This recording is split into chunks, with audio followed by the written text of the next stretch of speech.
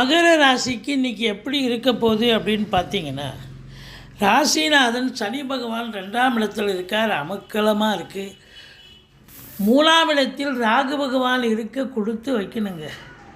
பல அற்புதங்களை நடத்தக்கூடிய ஒரு நாளாக அமையப்போகிறது. 7ஆம் இடத்து அதிபதி சந்திரன் 10ல் அமர்ந்து குரு பார்வையில் இருக்கிறார். இப்போ வெளியூர் வெளிநாட்டு பயணத் திட்டம் அனுகூலத்தை தரும். தந்தையால் அனுகூலம், தந்தை வழி சொந்தங்களால் ஆதாயம்.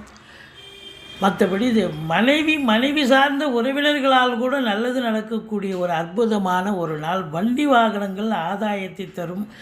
ஒரு சிலருக்கு பார்த்திங்கன்னு சொன்னால் கலைத்துறையில் இருக்கும் அன்பர்களுக்கு நல்ல ஒரு வாய்ப்புகள் தேடி வரும். பத்திரிகை துறை, மீடியா துறை, எழுத்துத்துறையில் இருப்பவர்களும் சாதிக்கக்கூடிய ஒரு நாள். தொழிலில் திருப்புமுனை ஏற்படும். செலவினங்கள் ஏற்பட்டாலும் இரட்டிப்பு செலவு ஏற்படும். எண்ணிய காரியம் ஈடேறுவதில்